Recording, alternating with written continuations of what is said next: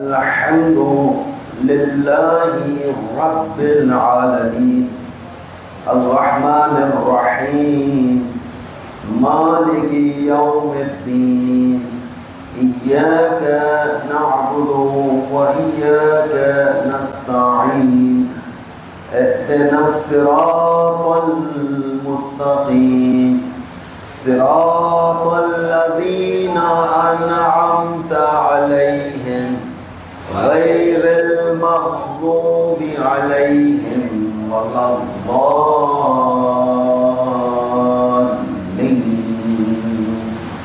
بسم الله الرحمن الرحيم.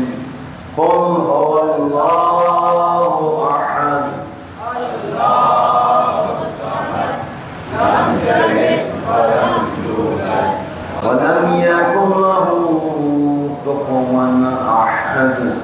بسم الله الرحمن الرحيم. قل هو الله أحد الله الصمد لم يلد ولم يولد ولم يكن له كفوا أحد. بسم الله الرحمن الرحيم. قل هو الله أحد الله الصمد لم يلد ولم يولد ولم يكن له كفوا أحد. صدق الله العلي العظيم. برحمتك يا أرحم الراحمين.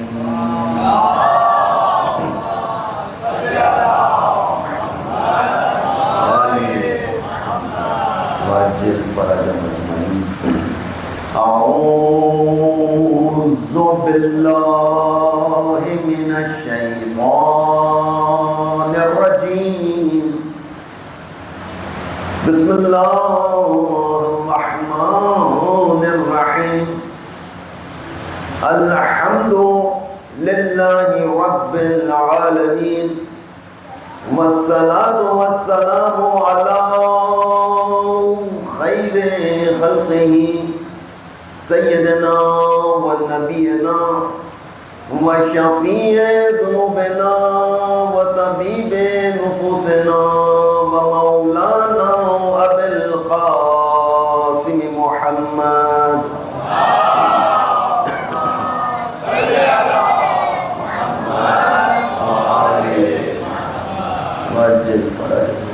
اما بعد فقد قال امام حسین علیہ السلام بسم اللہ الرحمن الرحیم انی لم اخرج شرا ولا بطرا ولا مفسدا ولا ظالما انما خرجت لطلب اصلاح امت جدی صلی اللہ علیہ وآلہ وسلم اريد ان امر بالمعروف ونهي عن المنکر واسیر بسیرۃ علی بن ابی طالب.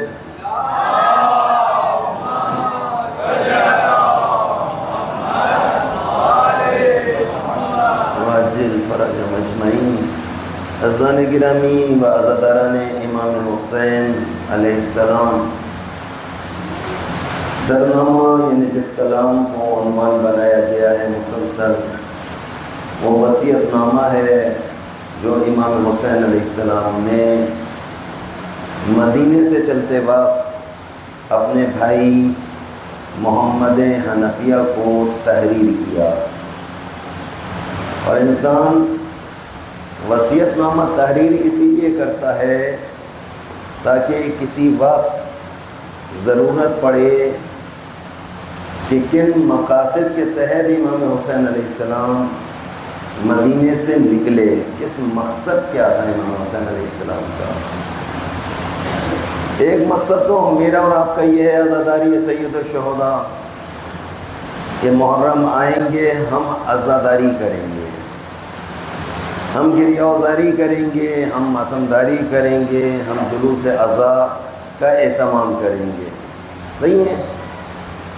یہ جو مقصد ہے یہ پہلے مقصد کے بعد والا مقصد ہے. پہلا مقصد تو یہ ہے کہ امام حسین علیہ السلام مدینے سے نکلے کیوں. کر لیتے ظالم اور جابر کی بیعت، کر لینے میں کیا اعتراض تھا؟ اگر یزید کی بیعت کر لیتے تو شاید واقعہ کربلا بھی پیش نہ آتا. یہ مدینے میں آرام سے رہتے رہتے اس کا نظام زندگی چلتا رہتا، وہ اپنے کاموں میں مدہوش تھا اور آپ اپنے کاموں کے سلسلے کو انجام دیتے. لیکن اب حالات ایسے آ چکے تھے، اب دین اسلام پر وہ وقت آ چکا تھا کہ اسلام کو اتنا زیادہ تبدیل کیا جا رہا تھا کہ اب لوگ شراب پینے کو ہی اسلام سمجھ رہے تھے. رقص و سرور کی محفلوں کا انعقاد کر کے لوگ اسی کو اسلام سمجھ رہے تھے. جیسے میں اور آپ بھی بعض اوقات اپنی خوشی کے موقع پر عجیب و غریب قسم کی حرکتیں کرتے ہیں شادیوں کے موقع پر، اور ہماری ہر شادی کے موقع پر اس کی ابتدائی حدیث قصہ سے ہوتی ہے کیونکہ شیعہ ہیں.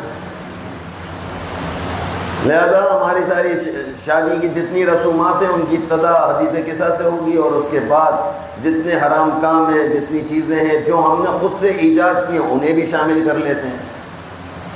اچھا، انہی چیزوں کو جب بچے دیکھ رہے ہوتے تو بچے اسی کو اسلام سمجھتے ہیں، اور یہی سارا نظام ایک 50 سال تک اگر اسی طرح کا نظام چلتا رہے پھر وہی نظام اسلام بن جاتا ہے. لوگ اسی کو اسلام سمجھنے لگتے ہیں. اب مسلمانوں کی کیا حالت ہو گئی ہے، مسلمان کتنے زیادہ بے حس، مسلمانوں کی بے حسی ہے کہ شراب خور کو خلیفۃ المسلمین تسلیم کر لیتے ہیں، بد کردار کو اپنا حاکم مان لیتے ہیں، تیار ہو جاتے ہیں، بد کردار کو حاکم ماننے کے لیے بھی تیار ہو جاتے ہیں، اور تیار ہوئے. یعنی امام حسین علیہ السلام مدینہ سے نکلے ہیں تو مدینہ سے رونے کے لیے تیار تھے، بھیجنے کے لیے تیار تھے ہر طرح سے، لیکن کسی طور پر بھی ساتھ جانے کو تیار نہیں تھے. وہ بھی رو رہے تھے، ہم بھی رو رہے ہیں. وہ کہہ رہے ہیں، وہ رو رہے تھے، کہہ رہے تھے کہ ہم رو رہے ہیں، آپ کی محبت میں رو رہے ہیں، آپ نہ جائیں، لیکن ہم آپ کا ساتھ بھی نہیں دے سکتے. ہم ظالم اور جابر اور بد کردار حاکم کو خاموشی سے حاکم مان لیں گے. ہم نے بھی مانا ہوا یا نہیں مانا ہوا؟ ہم نے بھی مانا ہوا. بڑے بڑے چور ہیں، یہ پورا ملک بیچ کر کھا گئے. ہم بڑے اطمینان سے کہہ رہے ہیں ہاں کھا گئے، سبھی نے کھایا، کس نے نہیں کھایا؟ ہمارے پاس بہترین جواب یہ ہوتا ہے، ہاں بھائی کسی نے نہیں کھایا. بھائی کس نے نہیں، سب نے کھایا. اگر اس نے کھا لیا تو کون سی قیامت آ گئی؟ اب تو ووٹ ہم اس کو دیں گے بھلے کھا گیا. اب ہماری بھی حالت ایسی ہے، ہمارے پاس کوئی چوائس بھی نہیں ہے نا، ہمارے پاس چوائس ہی نہیں ہے. یہی ہے، گنے چنے چہرے ہیں ہمارے پاس، گنے چنے پارٹیاں ہیں ہمارے پاس. اچھا، ہر پارٹی میں شیعہ کو سب سے پہلے داخل کرتے ہیں. پیپلز پارٹی اس میں شیعہ ہیں، نون لیگ ہے اس میں بھی شیعہ ہیں، پی ٹی آئی ہے اس میں بھی شیعہ ہیں. وہ جو پارٹی بھی آپ ایجاد کریں گے اس میں کہیں نہ کہیں سے، اچھا وہ سارے ایسے شیعوں کو چھانٹ کر لیتے ہیں جو کارآمد ہوتے ہیں اپنے علاقے میں. للو پنجو کو نہیں لیتے، ڈھیلے ڈالے کا کوئی کام نہیں ہے. وہ کہتے ہیں اس میں چلاک شاطر ظالم کون ہے، سب سے زیادہ شاطر کون ہوگا، سب سے زیادہ چالاک کون ہوگا، کون ہمیں کما کر کھلا سکتا ہے، کون ہمیں چھین کر کھلا سکتا ہے، کون 2-3 ہاتھ لگا کر. آؤ 2-3 ہاتھ لگانا مسئلہ ہی نہیں ہے ان کے لیے. شیعہ بھی ہیں، اہل بیت اطہار کے چاہنے والے بھی ہیں، اور ایک دوسرے کو ہاتھ اٹھا کر مارتے بھی ہیں. یہ کیسے شیعہ ہو سکتے ہیں؟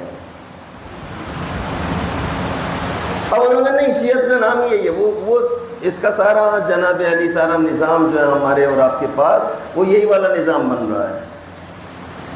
یہ سب کہتے نہیں میاں ایسا کرنا پڑتا ہے، یہ سب کچھ کرنا پڑتا ہے۔ ابھی میرے کان میں بعض اوقات اس طرح کی آوازیں آتی ہیں، بس نہیں چھوڑیں گے، اب اس کو مزہ چکھائیں گے، آپس میں ایک دوسرے کو مزہ چکھائیں گے، نام حسین ایک دوسرے کو ماریں گے اور مار کے کہیں گے یہ مزہ ہے۔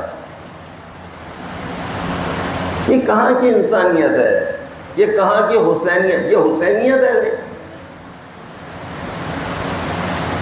بچوں کی طرح سے ذرا سی چیزوں پر آپس میں اختلاف کرتے ہیں، ذرا سی باتوں پہ آپس میں لڑ پڑتے ہیں، ایک جمپ اپ بنانے پر۔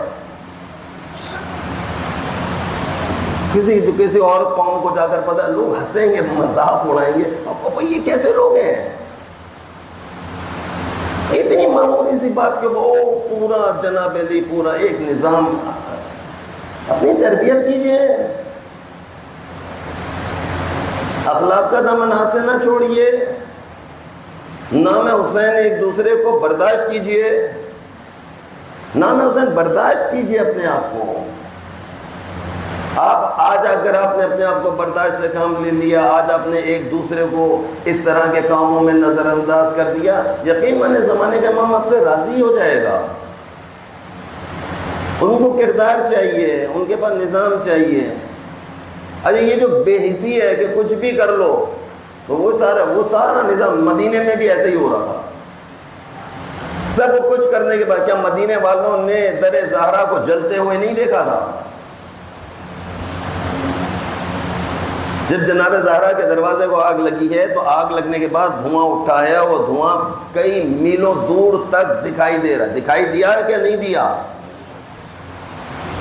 کوئی پوچھنے والا نہیں تھا یہ کس کے گھر کو آگ لگی ہے؟ بے حس نہ بے حس ہو گئے تھے، انہیں پتا ہے کہ خانہ رسول کو جا کر آگ لگ گئی ہے۔ سب کو آرام سے بہترین اطمینان، سارے مسلمان اپنے، کوئی احتجاج کی خبر آئی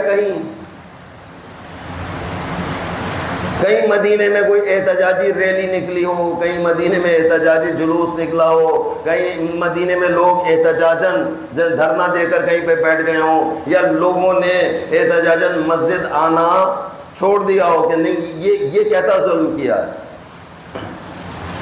جہاں جا کے پوری تاریخ دیکھ لیے، کسی کتاب میں آپ کو اس طرح کا واقعہ نہیں ملے گا کہ کوئی حمایت جناب زہرا میں نکلا ہو۔ یہ یعنی واقعہ کربلا کوئی ایسے نہیں آ گیا ہے اچانک سے۔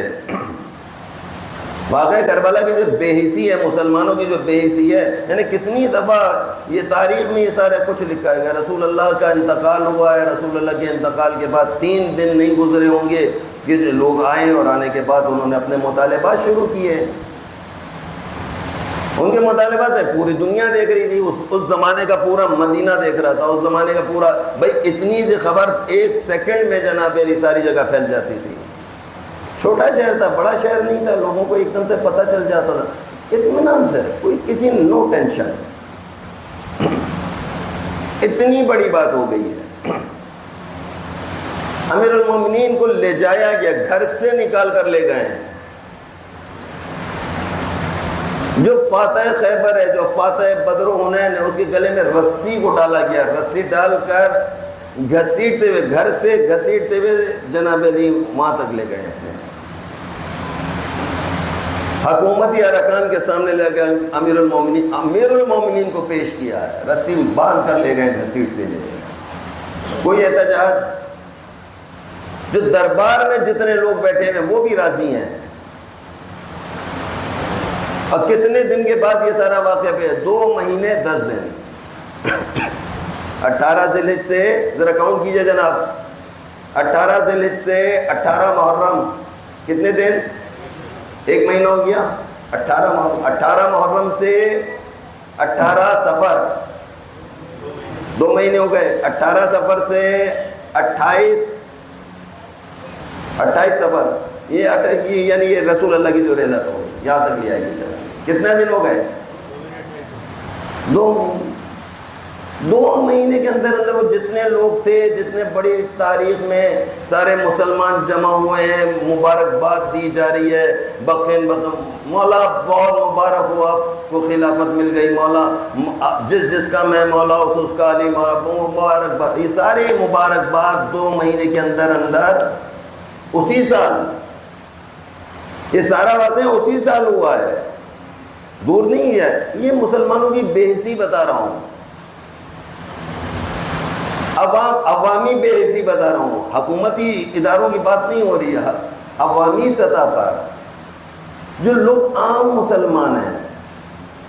ایسے بھی امام حسین علیہ السلام کیا کہ انی لم اخرج شرا، میں نکل رہا ہوں کسی شہر کے لیے نہیں نکل رہا، ولا بطرن، میں کسی شہر پر قبضہ کرنے کے لیے نہیں جا رہا ہوں، ولا مفسدن، میں کوئی فساد کرنے کے لیے جا رہا ہوں، ولا ظالمن، میں ظلم کرنے کے لیے بھی مدینے سے نہیں جا رہا ہوں، انما خرجت، میں صرف اور صرف اس لیے نکل رہا ہوں کہ میرے نانا کی امت کی اصلاح ہو جائے، میں اصلاح امت کے لیے نکل رہا ہوں۔ میرے نانا کی امت بگڑ چکی ہے، دین محمدی میں جو حلال تھا یہ اس کو حرام انہوں نے کر لیا ہے، جو حرام تھا یہ اس کو حلال سمجھ بیٹھے ہیں۔ ایسے میں اب وقت آ چکا ہے کہ حسین ابن علی خاموش نہیں رہ سکتا ہے، ایسے میں کہ ایک شخص کھلم کھلا شراب پی رہا ہو، ایک شخص کھلم کھلا زنا کاری کر رہا ہو، ایک شخص کھلم کھلا بندروں کے ساتھ کھیل رہا ہو، کتوں کے ساتھ جناب علی اس کا مشغلہ ہو، عیش و عشرت کی زندگی میں بیت المال کا سارا پیسہ اس نے اپنی عیش و عشرت میں لگا دیا۔ کیا ایسے شخص کو خلیفۃ المسلمین انہوں نے مان لیا، امام حسین علیہ السلام نکلے یہاں سے کہ میں اپنے نانا کے دین کی حفاظت کے لیے نکل رہا ہوں۔ دین کی حفاظت کیسے ہوگی؟ میں ان کو امر بالمعروف کروں گا، میں ان کو نیکی کا حکم دوں گا، میں ان کو برائی سے روکوں گا، روک جاؤ تم یہ برائی کا کام، حسین ابن علی کے ہوتے ہوئے تم برائی کو انجام نہیں دے سکتے، میں بتا نہیں رہا، میں روکوں گا، جا کر روک رہے ہیں۔ امام حسین علیہ السلام مدینہ سے نکلے ہیں، مکہ پہنچے ہیں، مکہ پہنچ کر بھی آپ نے اچھے خاصے دن تک یہاں پہ قیام کیا ہے۔ ساری دنیا کے مسلمان یہاں پہ جمع ہو رہے تھے، کیوں جمع ہو رہے تھے؟ حج کے لیے جمع ہو رہے ہیں۔ حج پہ کوئی پابندی تھی؟ حج پر کوئی پابندی نہیں ہے، نمازوں پر کوئی پابندی نہیں ہے، روزے رکھنے پر بھی کوئی پابندی نہیں ہے، لیکن ولایت کو ماننے پر پابندی ہے، ولایت کو ماننے پر پابندی ہے کہ جس کا اعلان ولایت کیا گیا کہ اس کو ہم ولی نہیں مانتے، اس کو ہم اپنا جانشین رسالت نہیں مانتے ہیں۔ ایک ایسے شخص کو جانشین رسالت بنایا گیا جس کو ساری دنیا جانتی، جس کے فسق و فجور سے سب کے سب آگاہ ہیں، واقف ہیں۔ تو ایک سارا نظام آپ دیکھ لیجئے، امام حسین علیہ السلام کا نکلنے کا مقصد صرف اور صرف یہ سوئے ہوئے مسلمانوں کو جھنجھوڑنا، ہلا دینا، کسی طریقے ان کو ہلا دیا جائے، کسی طریقے سے اسلام بچ جائے۔ یہ جس کو اسلام بنا کر پیش کرنا چاہ رہے ہیں، میں حسین ابن علی بتا رہا ہوں، یہ اسلام نہیں ہے، یہ دھوکے بازی ہے، یہ ظلم ہے، یہ ستم ہے۔ اصل اسلام یہ ہوتا ہے کہ جس میں کسی کو نقصان نہ پہنچایا جائے، جو حلال محمد اس کو حلال رکھا جائے، جو حرام محمد اس کو حرام ہی قرار دیا جائے، یہ اسلام تھا۔ انہوں نے پورے نقشے کو تبدیل کرنا چاہا، جب انہوں نے نقشے کو تبدیل کرنا چاہا، امام حسین علیہ السلام نے لکھا ہے انما خرجت لطلب اصلاح امت جدی، کہ میں صرف اور صرف اپنے نانا کی امت کی اصلاح کے لیے نکل رہا ہوں، اسیرو، اور میں نے ارادہ کر لیا ہے، اسیرو بسیرت علی ابن ابی طالب، اور یہ جتنا بھی میں یہ امر بالمعروف کروں گا، نہی عن المنکر کروں گا، اپنے بابا علی ابن ابی طالب کی سیرت پہ چلتے ہوئے کروں گا۔ جیسے میرے بابا نے امر بالمعروف کیا ایسے میں کروں گا، جیسے میرے بابا امیر المومنین علی ابن ابی طالب نے جس طریقے سے نیکی کا حکم دیا ہے، میں بے عین نہیں اس طریقے سے نیکی کا حکم دوں گا، میں روک لوں گا۔ میں اصلاح امت کے لیے نکل رہا ہوں، اپنے نانا کے دین کو بچانے کے لیے۔ یہ دین کو بچانے والا جو معاملہ آ گیا ہے، اس کے بارے میں آپ نے اور ہم نے کیا سوچا؟ ظالم کی شناخت کے سلسلے میں جو معاملہ آ گیا، اس کے بارے میں آپ نے کیا سوچا ہے؟ آپ مظلومیت حسین پر تو گریہ ازاری کر رہے ہیں، بالکل کرنا چاہیے۔ شہزادی کونین سے یہ وعدہ ہے کہ تمہارے حسین کے لیے ایک امت پیدا ہوگی، ایک قوم پیدا ہوگی، وہ قوم تمہارے حسین پر گریہ ازاری کرے گی، ان کے بوڑھے کربلا کے بوڑھوں پر، ان کے جوان کربلا کے جوانوں پر، ان کے بچے کربلا کے بچوں پر گریہ ازاری کریں گے۔ یہ گریہ ازاری کے لیے کہہ دیا، صحیح، ہم گریہ ازاری کریں گے۔ مقصد کہاں کیا ہے امام حسین علیہ السلام؟ اس مقصد کے لیے میں نے اور آپ نے کیا کیا؟ آیا اس مقصد کو قائم کیا یا نہیں کیا ہے؟ یعنی لشکر میں اگر جانا ہے، مولا کا اگر سپاہی بننا ہے، وہی بات جو میں مسلسل آپ کو کہہ رہا ہوں، ڈنڈی نہیں مارنی ہے، اپنی عبادات میں ڈنڈی نہیں مارنی ہے، آپ نے اپنی عبادت کو کامل رکھنا ہے، مکمل رکھنا ہے۔ یعنی جیسے بغیر وضو کے نماز نہیں ہو سکتی، بغیر وضو کے، انسان نے وضو ہی نہیں کیا ہے، عبادت ہے۔ لہذا عزاداری سید الشہداء عمل کا نام ہے، یہاں پر بھی عمل ہے۔ عزاداری سید الشہداء میں کی بھی شرائط ہیں، وظائف ہیں، جو بار بار آپ کو ایک میسج چل رہا ہوتا ہے، بعض اوقات بار بار بتایا جا رہا ہوتا ہے آپ لوگوں کو، یہ کیا کہ عزاداری سید الشہداء میں آپ آئیں، باوضو ہو کر آئیں، آپ کا لباس طیب و طاہر ہونا چاہیے، آپ کی گردن پہ کسی کے واجبات نہیں ہونے چاہیے، آپ کسی کے مخروض نہ ہوں، اخلاقی طور پر آپ کا دامن صاف ہونا چاہیے، آپ کا دامن صاف ہونا چاہیے، کسی بھی طور پر آپ کسی غلط کام میں ملوث نہیں ہونا چاہیے۔ اتنی زیادہ شرائط ہیں۔ وہ کہہ رہے ہیں کہ اگر تم امام حسین علیہ السلام کی زیارت کے لیے بھی جا رہے ہو، لیکن اگر تمہاری گردن پر کوئی واجب ہے تو زیارت پہ تم آ تو رہے ہو کربلا میں اور آپ، یعنی یہ جو آ رہے ہیں یہاں پر، یہ کربلا ہے نا ایک طرح سے۔ اس وقت آپ کہاں بیٹھے ہوئے ہیں؟ کربلا میں بیٹھے ہیں۔ یہ فرش اعضا کس کا ہے؟ کربلا والوں کا فرش اعضا ہے۔ کل یوم عاشوراء کل ارضین کربلا، کہ جتنی زمین ہے وہ ساری کی ساری زمین کربلا ہے۔ کہ کون سی زمین کربلا بن جائے گی؟ کیا واشنگٹن میں کربلا بن سکتی ہے؟ ماسکو میں کیا کربلا بن سکتی ہے؟ کیا انگلینڈ جیسی جگہ جو ہے وہ کربلا بن سکتی ہے؟ ہاں، یورپی ممالک کے جتنے بھی شہر ہیں، کیا وہ کربلا والی جگہ میں بن سکتے ہیں؟ امام جعفر صادق تو کہہ رہے ہیں کلو ارض کربلا، جتنی زمین ہے وہ زمین کربلا ہے۔ وہ کیسے زمین کربلا؟ کہا جہاں تم تذکرہ حسین کرو گے، جہاں پر بھی یہ ذکر سید الشہداء ہوگا، وہ زمین خود بخود زمین کربلا بن جائے گی۔ یا جس زمین پر بھی مظلوم کا خون بہایا جائے گا، جس زمین پر بھی مظلوم کا خون بہایا جائے گا، کہ وہی زمین زمین کربلا ہوگی۔ آج کی کون سی ایسی زمین ہے جو زمین کربلا کا نقشہ بنا سکتی ہے؟ کہ جہاں مظلوم کا خون بہ رہا ہو۔ موجودہ دور میں مظلوم کا خون کہاں بہایا جا رہا ہے؟ فلسطین۔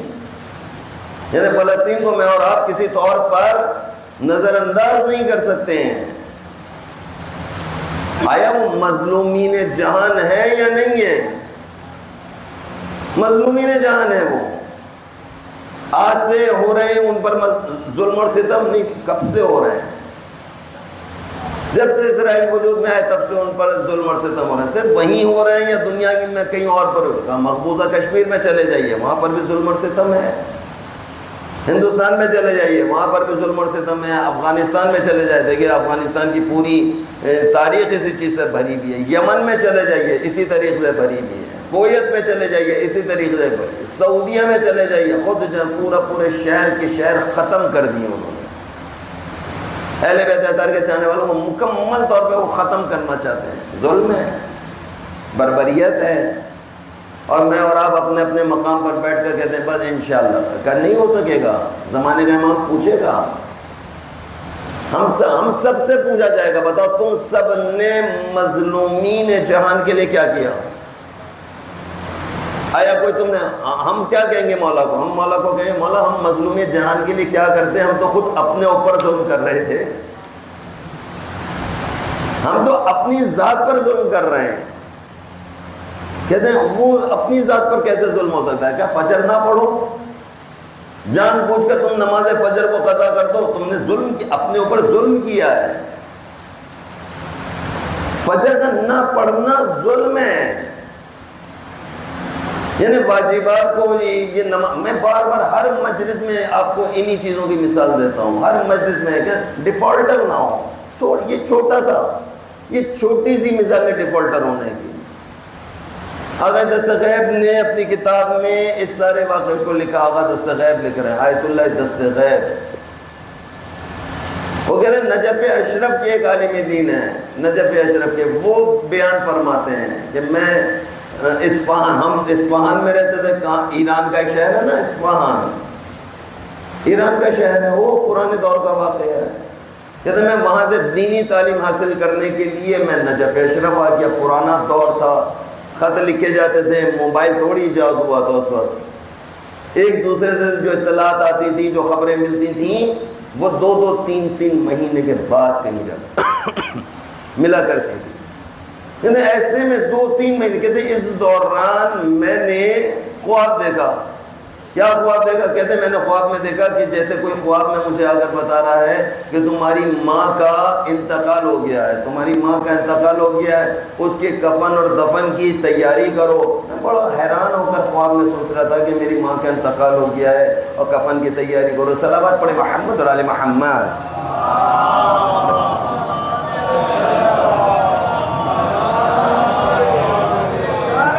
جزاک اللہ، جزاک اللہ.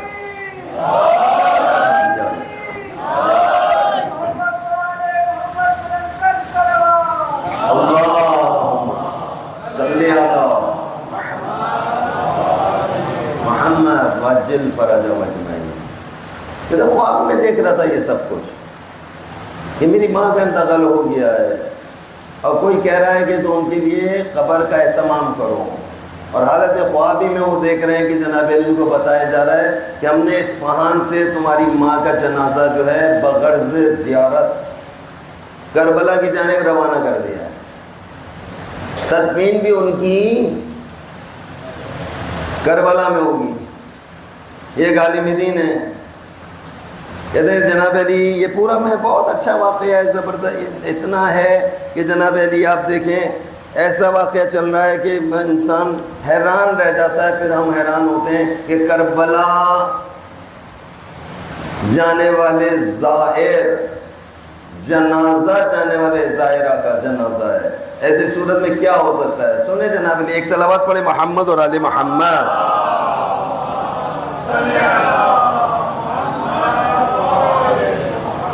وجل فرج مجمعین. کہتے کافی عرصے تک مجھے والدین کی طرف سے کوئی خط موصول نہ ہوا تھا. اس دوران میں نے رات میں خواب دیکھا کہ میری ماں کا انتقال ہو گیا ہے، رشتہ دار اس کی تجہیز و تکفین کے انتظامات میں لگے ہوئے ہیں. چند افراد میری ماں کو مار رہے ہیں.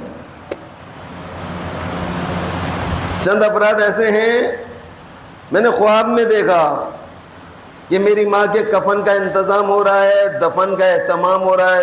غسل و کفن دینے کے بعد میں نے ایک عجیب منظر کیا دیکھا کہ میری ماں کو چند لوگ مار رہے ہیں اور اتنا مارا کہ اس کی ناک کی ہڈی ٹوٹ گئی ہے. یہ خواب میں دیکھ رہے ہیں جناب علی. جس سے میری والدہ کی ناک کی ہڈی ٹوٹ گئی ہے اور اس سے خون جاری ہے. عالم خواب میں آگے بڑھا، مارنے والوں سے کہا تم لوگ میری ماں کو کیوں مار رہے ہو؟ مارنے والوں نے کہا وہ نماز نہیں پڑھا کرتی تھی. نماز نہیں پڑھتی ہے میری ماں. کئی حالت خواب میں وہ لوگ جو فرشتے جو مار رہے تھے وہ کہتے ہیں کہ یہ نماز کو اہمیت نہیں دیتی تھی، اس نے ماہ رمضان المبارک کے روزے نہیں رکھے تھے، اسی لیے ہم اسے عذاب دے رہے ہیں.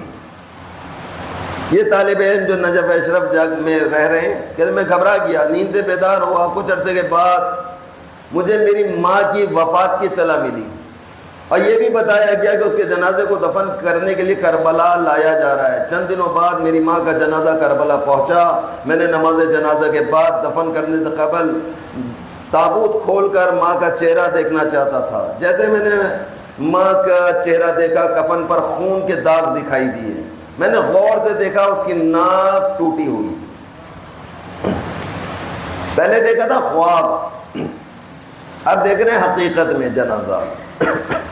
بھیجا کہاں کیا ہے؟ کربلا۔ ہم اور آپ بھی تو کربلا جاتے ہیں زیارت کے لیے، ہم اور آپ مشہد مقدس بھی جاتے ہیں زیارت کے لیے۔ اللہ تعالیٰ ہر سال آپ کو کربلا کی زیارت نصیب فرمائے۔ آئے ظاہر ہے امام حسین بننے کے بعد، آئے مولا یہ چاہتے ہیں کہ یہ ہمارا ظاہر، یہ ہمارا اہل بیت کا چاہنے والا جو ہے، اس کی گردن ان واجبات سے خالی ہو۔ وہ کہتے تم ہماری بارگاہ میں آ رہے ہو، ہمیں شرمندہ نہ کرو، ہم نے جو یہ قربانی دی ہے وہ اس دین کو بچانے کے لیے دی ہے، تمہاری زیادہ ذمہ داری ہے، کسی کی ناک ٹوٹے نہ ٹوٹے تمہاری ہوگی سب سے پہلے، کیونکہ تم علی کے چاہنے والوں میں سے ہو، تمہارا عذاب بھی زیادہ ہے، تمہاری جزا بھی اور لوگوں سے زیادہ ہے، تمہارا مقام عام لوگوں سے بہت بڑھ کر ہے، کیونکہ تم علی ابن ابی طالب کے چاہنے والوں میں سے ہو۔ جب تمہیں انعام زیادہ مل رہا ہے تو تمہیں سزا بھی، تمہاری سزا بھی زیادہ ہوگی۔ آگے دستغیب نے سارے واقعے کو لکھا ہے۔ بچوں کیا خیال ہے اس واقعے کے بارے میں؟ لکھا ہے، لوگ ان واقعات کو پڑھتے ہوئے ممبر سے تھوڑا سا گھبرا رہے ہوتے ہیں، پڑھیں نہ پڑھیں سوچ رہے ہوتے ہیں، پتہ نہیں لوگ اس کا کیا معنی نکالیں گے۔ بس جو آپ کیا معنی نکالیے گا، جنازہ کربلا کی جانب جا رہا ہے، کربلا پہنچا ہے، اس شخص نے، اس عالم دین نے جناب علی کا کفن کھول کر اپنی ماں کے چہرے کی زیارت کرنا چاہتا تھا، کفن پہ دیکھا خون کے دھبے لگے ہوئے ہیں، اور جب جیسے اس نے جلدی سے ہٹا کر دیکھا واقعاً ناک کی ہڈی بھی اپنے مقام سے ٹوٹی ہوئی ہے۔ اس نے فوراً جنازہ لانے والوں سے پوچھا، بھائی یہ کیا ہو گیا، یہ تم جو جنازہ یہاں تک لے کر آئے ہو اس دوران کیا ہو گیا؟ اچھا جنازے اس زمانے میں کوئی ٹرک پہ تھوڑی چڑھ کر آتے تھے، اس زمانے میں ٹرک تھوڑی ایجاد ہوئے تھے، وہ جو سارے جنازے تھے وہ گھوڑوں پر سوار کر کے، خچروں پہ سوار کر کے، کئی دنوں میں وہ جنازے جناب علی ایک شہر سے دوسرے شہر، دوسرے شہر سے دوسرے ملک، دوسرے ملک سے تیسرے ملک، کربلا۔ کہا کہ یہ ہوا کیا، یہ میری ماں کی ناک کی ہڈی کیسے ٹوٹ گئی ہے، یہ کفن جو ہے یہ داغدار کیسے ہو گیا، خون آلود کیسے ہو گیا ہے؟ اس نے کہا ہاں تمہیں پتہ تو ہے کہ یہاں پر کربلا میں جس وقت یہ سارے جنازے داخل ہو رہے تھے تو سرحد کے پاس جہاں سے داخلہ کربلا تھا وہاں پہ یہ دو گھوڑوں پہ جو جنازے تھے، کئی لوگوں کے جنازے وہاں پر آ رہے تھے کربلا کی جانب۔ کہتے گھوڑے خچر جو تھے آپس میں الجھ گئے، خچروں نے ایک دوسرے کو مارنا شروع کر دیا، کہتے اس طریقے سے وہ ایک دوسرے سے یہ جانور الجھ گئے۔ ان کی الجھن میں جانوروں کی لڑائی کے دوران جنازہ نیچے گر گیا، اور نیچے گرنے کی وجہ سے تمہاری ماں کی یہ ناک کی ہڈی اپنے مقام سے ٹوٹ گئی ہے۔ اب اس کو یاد آیا، یہ تو بھول گیا نا، 2-3 مہینے کے بعد یہ والا واقعہ پیش آیا۔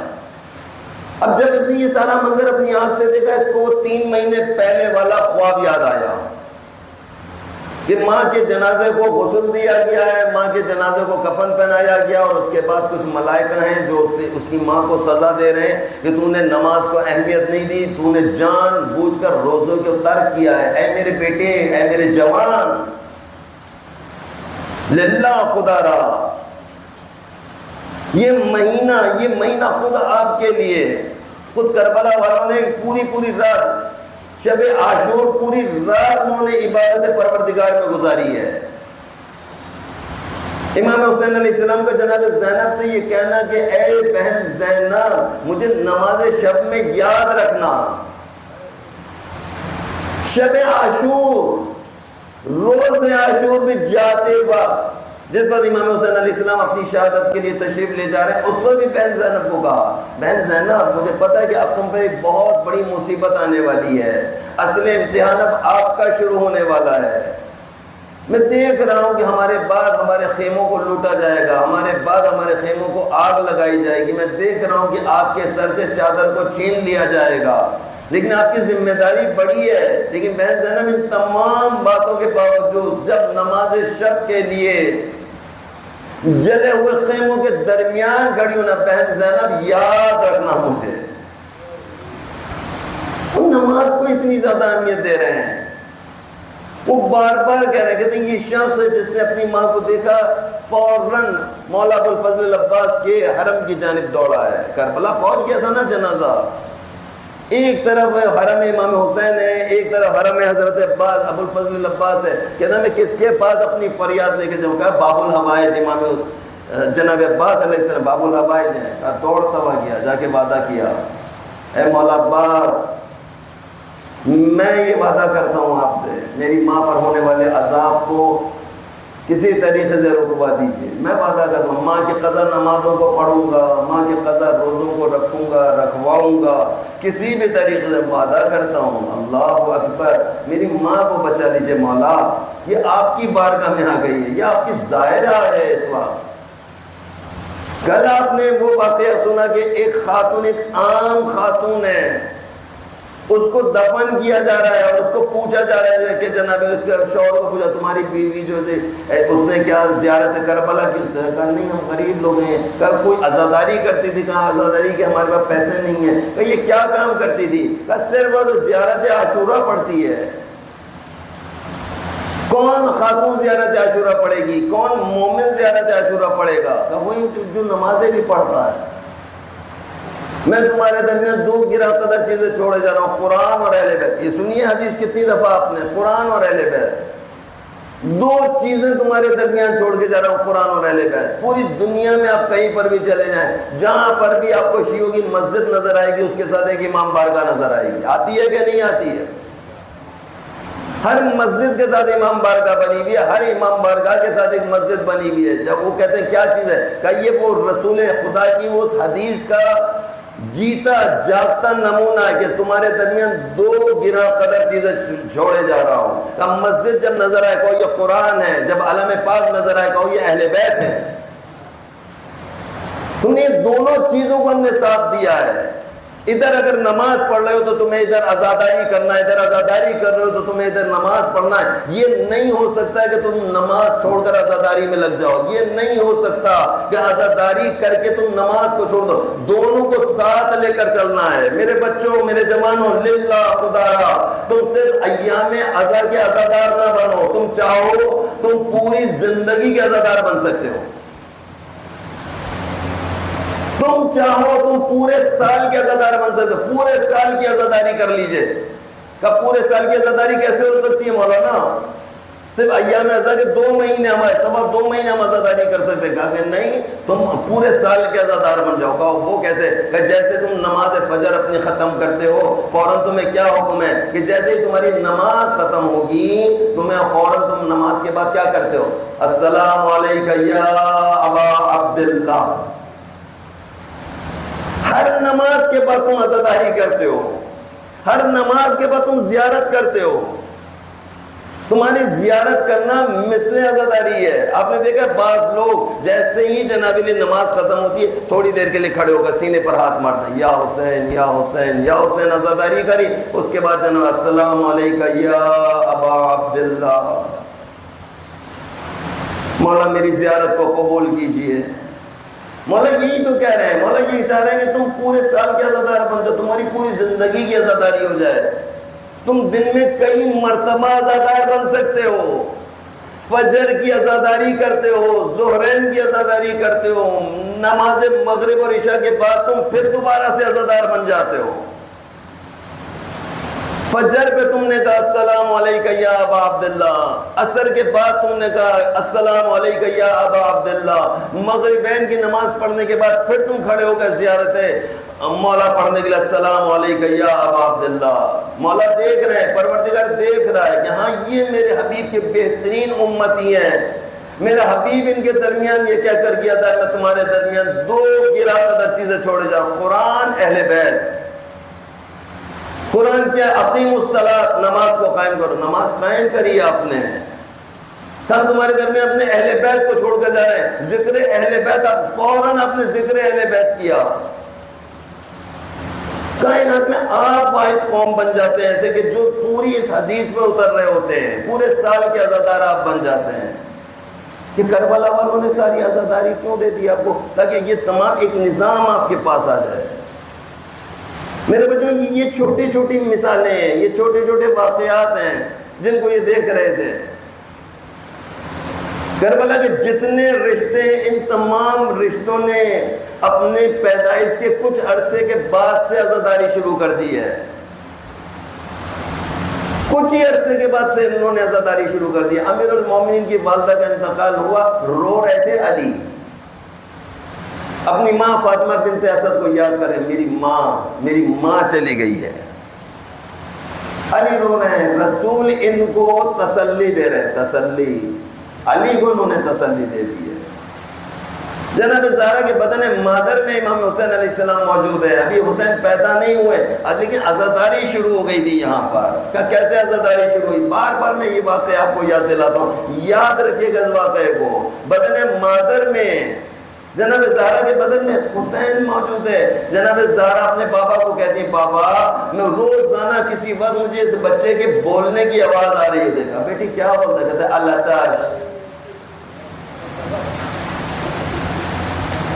ماں میں پیاسا ہوں، ماں مجھے پانی چاہیے۔ کہتے ہیں جناب زہرا کی شہادت واقع ہو رہی ہے۔ جناب زہرا کی شہادت کیسے وقت میں واقع ہوئی ہے؟ کہ ایسے وقت میں واقع ہوئی ہے، حسن اور حسین چھوٹے چھوٹے ہیں، زینب اور ام کلثوم چھوٹے، یہ چھوٹے چھوٹے بچے ہیں۔ کہتے ہیں جناب زہرا نے زینب کو قریب بلایا ہے، آخر وقت میں قریب بلایا ہے، اور قریب بلانے کے بعد ان کو وصیت کر رہی تھی، بیٹی زینب اپنے بھائی حسین کا خیال کرنا، دیکھو اسے پیاس بہت لگتی ہے، اس کے پانی کا بہت خیال کرنا۔ یہ کون سی عزاداری تھی؟ یہ کس طرح سے عزاداریاں مسلسل قائم ہوتی جا رہی ہیں یہاں پر۔ یہ بچہ بدن مادر نے اپنے بابا کو شکایت کی ہے، کہیں رسول خدا نے تسلی دی ہے، میری بیٹی فاطمہ اس بچے کا مقام بہت بلند ہے، لیکن میں تمہیں بتانا چاہتا ہوں ابھی جبرائیل امین میرے پاس تشریف لائے ہیں اور انہوں نے آ کر بتایا کہ آپ کا یہ نواسا زمین کربلا پر 3 دن کا بھوکا، 3 دن کا پیاسا،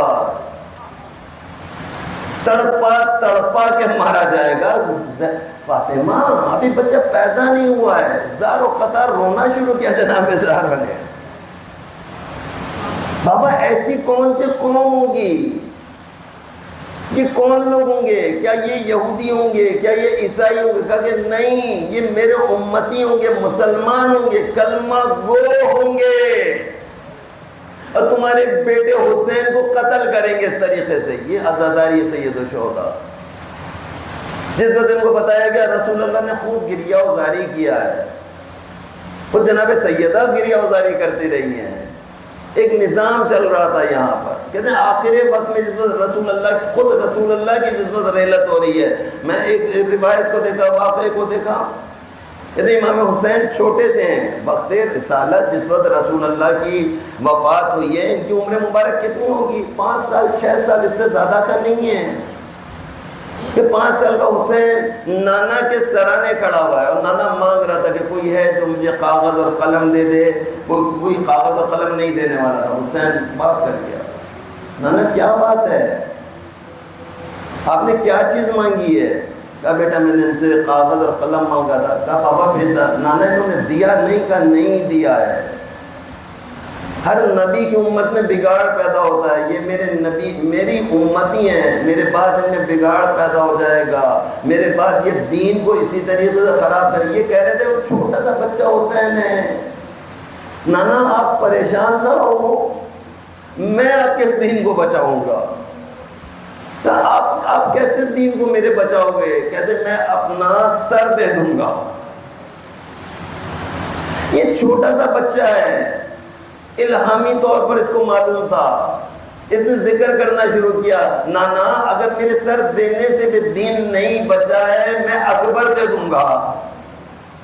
اونو محمد چلے جائیں گے، قاسم پامال ہو جائیں گے، لیکن دین بچ جائے گا۔ کہتے ہیں ابھی یہ بات ہو رہی تھی کہ کہیں سے ایک چھوٹی سی بچی زینب نکل کر آئی ہے اور نانا کو سلام کرتی ہے، کہتی ہے نانا کیا بات ہے، آپ دونوں میں کیا بات ہو رہی ہے؟ کہا کہ ہم دین بچانے کی بات کر رہے ہیں۔ سنو کہ عزادارو زینب نے کیا کہا، چھوٹی سی بچی ہے، اے نانا اگر میرے بھیا کا سر جانے سے بھی دین نہ بچا، نانا یہ زینب اپنی چادر دے دے گی۔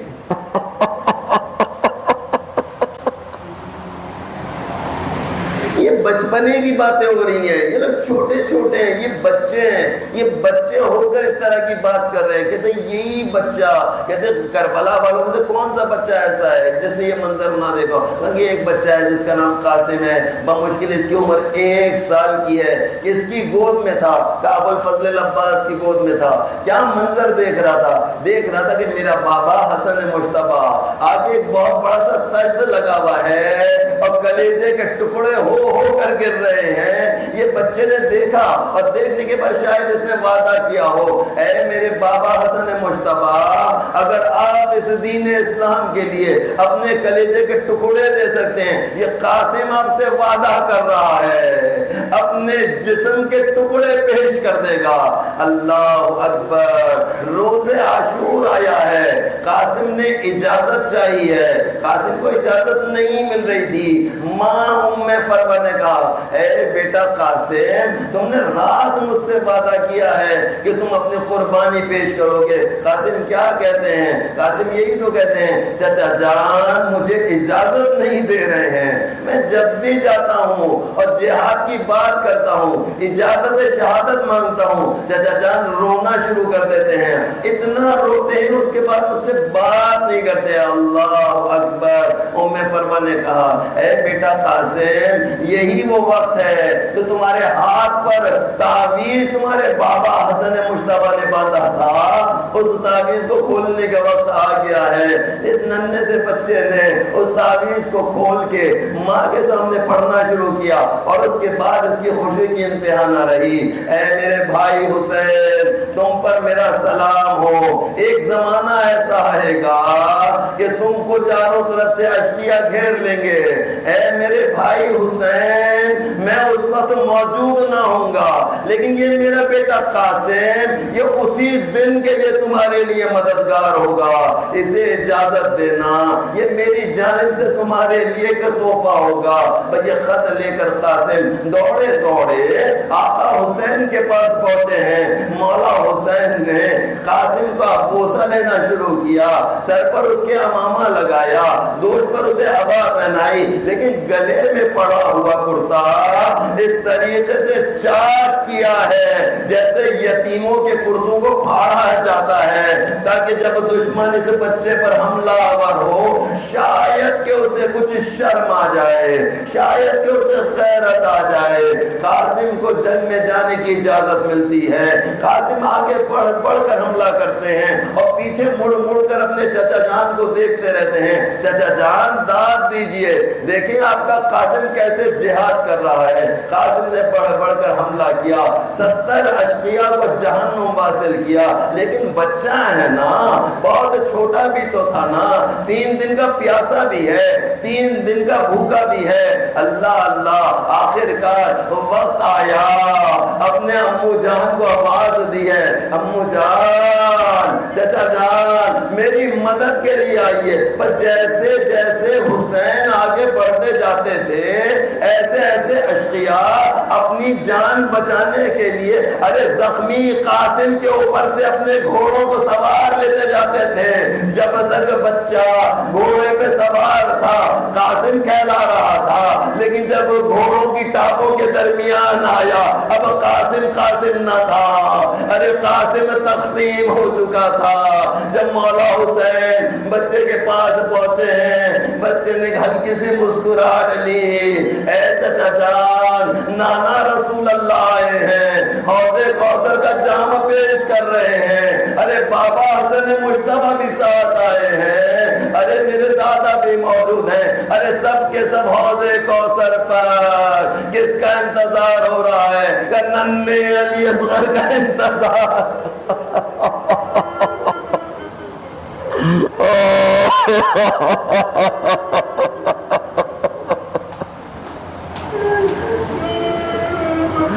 انا للہ